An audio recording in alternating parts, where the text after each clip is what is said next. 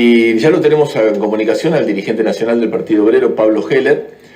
Hoy no tuvimos la comunicación con Jorge Altamira, que habíamos hecho el sábado pasado, para el domingo. Sí, el sábado pasado hablamos con él sobre el tema Brasil, y hoy esta semana salió en Prensa Obrera un extenso artículo planteando la política del Partido Obrero frente al balotaje que está planteado en Brasil, frente a la segunda vuelta.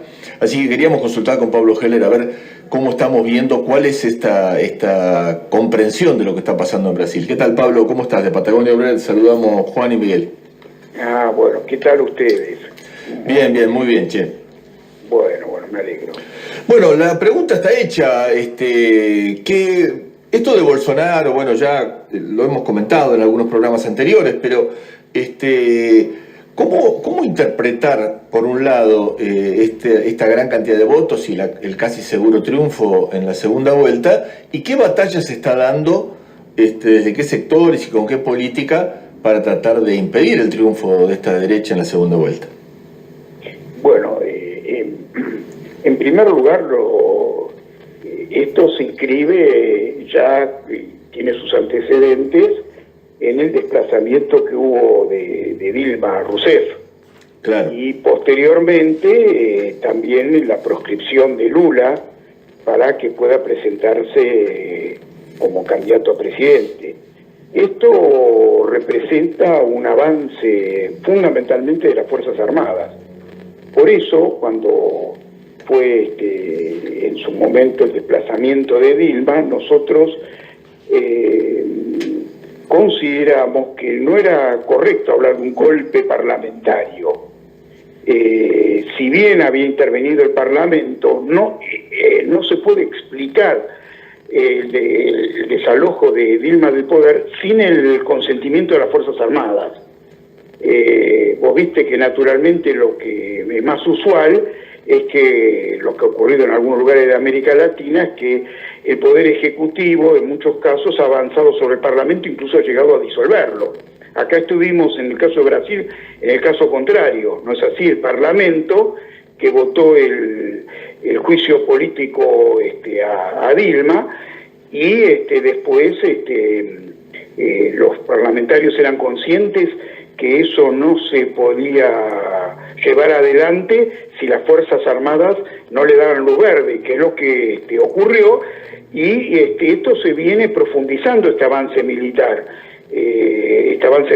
Una de las casos más emblemáticos es que prácticamente la ciudad de Río de Janeiro está militarizada, es decir, con la excusa o con el pretexto de que está en una situación de descomposición social y que está hay un incremento de la delincuencia. Prácticamente, las Fuerzas Armadas han entrado en las villas, y prácticamente también tienen el manejo de la ciudad. Entonces estamos ante este cuadro que también esta penetración de las Fuerzas Armadas se da cada vez más en el Poder Judicial, que hay que decirlo que se hace una gran propaganda sobre la intervención del Poder Judicial, pero el Poder Judicial ha sido un títere en realidad de las Fuerzas Armadas, y fue el que terminó también de precipitar el veto para que Lula pueda ser candidato. Entonces, la presencia de Bolsonaro está respondiendo a esta escalada militar, y hasta tal punto que ya se habla que el futuro gabinete va a estar poblado de generales retirados de las Fuerzas Armadas. Y lo mismo está ocurriendo también ya en el Congreso, que es un Congreso mucho más fragmentado, y en las cuales hay una gran participación en las listas de hombres de las Fuerzas Armadas. Y esto, que es importante para hacer una reflexión de por qué termina de ocurrir todo esto, es porque, Bolsonaro, que es un elemento tremendamente reaccionario de la ultraderecha, de características fascistoides, sube al gobierno con la consigna de poner orden, porque quizás también es importante para que la audiencia se forme una idea. En Brasil hay un récord en realidad de muerte, de homicidios por delitos comunes, y también hay una enorme descomposición social. Para hacer un paralelismo, el nivel de desocupados y subocupados en Brasil es igual al 33%. O sea, 1 de cada 3 está o subocupado o desocupado. Es récord en Brasil, y hace recordar las peores épocas del menemismo en la Argentina, con todos los niveles que había de falta de trabajo. Bueno, y esto tiene que ver con el hecho de que esto no sucedió solamente en los 2 últimos años. Todo esto ya viene de atrás y es el gran decepción que ha provocado la experiencia del PT en el gobierno, que es sobre la cual se monta la derecha y que explota esa insatisfacción para después poder encaramarse al gobierno, ¿no? Es decir, que Bolsonaro sube porque la derecha, mejor dicho, porque el PT le ha dado pie para poder ir ganando posiciones, ¿no? Sobre la base de esta enorme decepción de tantos años de gestión del PT en el gobierno. Sí, dale. No, te escuchaba atentamente esto de que, bueno, la derecha se monta sobre la base, digamos, de una descomposición social muy grande, pero al parecer tampoco parece ser una variante de solución a esa descomposición social. Estoy viendo, digamos, hay un artículo también en Prensa Obrera que habla de los ataques fascistas en Brasil tras el triunfo de Bolsonaro en la primera vuelta, digamos que agudizan y profundizan esa descomposición social. Bolsonaro dice que va a asumir el poder para solucionar ese problema, pero en realidad la situación en las calles parece ser mucho más compleja, ¿no? Absolutamente, es decir, ya tenés que tener en cuenta, en primer lugar, que es importante que hubo 2 años de un gobierno también ya derechista, que es el gobierno de Temer. Ajá. Temer, para poder ver hasta dónde llegó la política del PT, era el vicepresidente de Dilma. O sea, el PT terminó de alimentar el hombre que después terminó dando el golpe.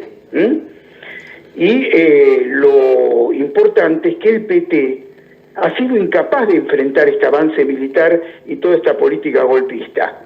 Porque lo lógico es que Dilma, lo mínimo que tenía que haber hecho es haber rechazado esta rebelión del Parlamento, ¿no? Y haber llamado al pueblo a salir a la calle y enfrentar el golpe. No lo hizo, y tampoco lo hizo cuando se conoció que venía el veto a Lula. Y en términos generales, la política del PT durante todo este periodo fue no hacer olas. Es decir, mientras Temer fue aplicando una política de ataque muy, muy pronunciado, y estuvo, por ejemplo, hizo una reforma laboral, se podría decir esclavista, que hace retroceder los derechos de los trabajadores al siglo XIX, impuso un ajuste muy, muy grande, recortes en las partidas sociales, etcétera.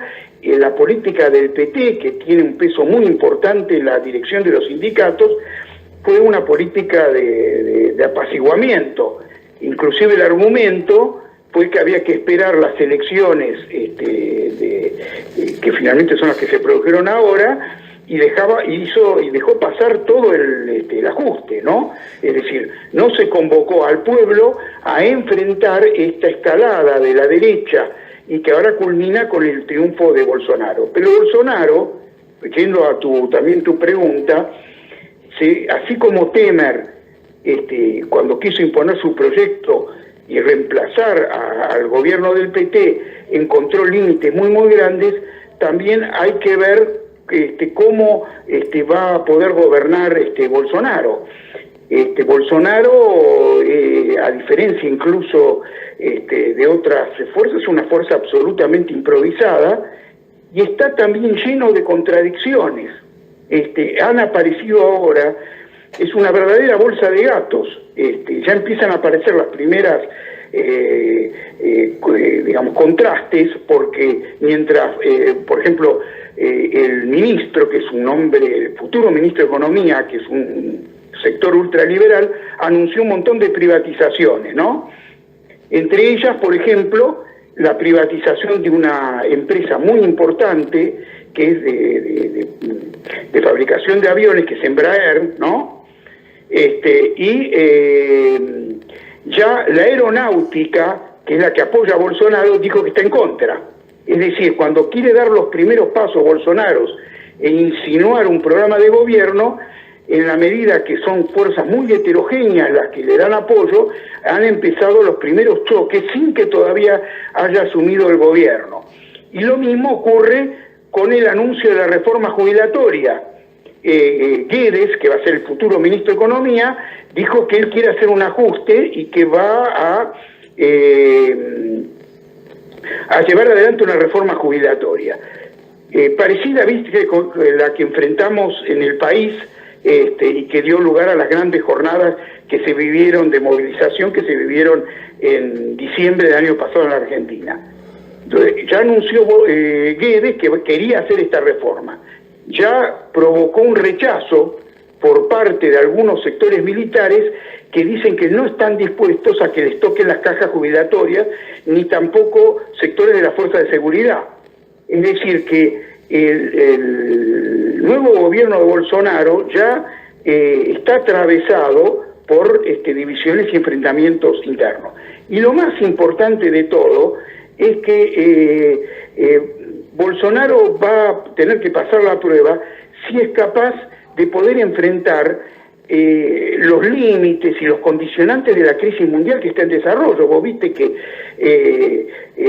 Macri parecía que era un gobierno que había logrado afirmarse, y sin embargo vemos ahora que ha terminado en un derrumbe, y tiene que ver con el hecho de que todo su proyecto, que era que iban a venir una lluvia de inversiones, una lluvia de dólares, se vio desmentido por la realidad. En vez de entrar los dólares se van, y lo mismo está condicionado también Brasil, por las mismas circunstancias, porque si bien Brasil no está tan endeudada, tiene una deuda muy muy grande también, pero más importante que la deuda es el flujo de dólares que entran en la bolsa paulista y en la bolsa brasilera, y que si no logran satisfacer sus expectativas, lo más probable es que también en Brasil se vuelva a repetir una situación como en Argentina. Ya hay una fuga de capitales, pero probablemente esa fuga de capitales sea superior. Puestos en la contienda electoral que viene en estos días, hay una acción muy fuerte de las mujeres en el rechazo a Bolsonaro. Bueno, claro. Entonces, mira, muy importante lo que vos señalás, y de paso voy a pasar un aviso.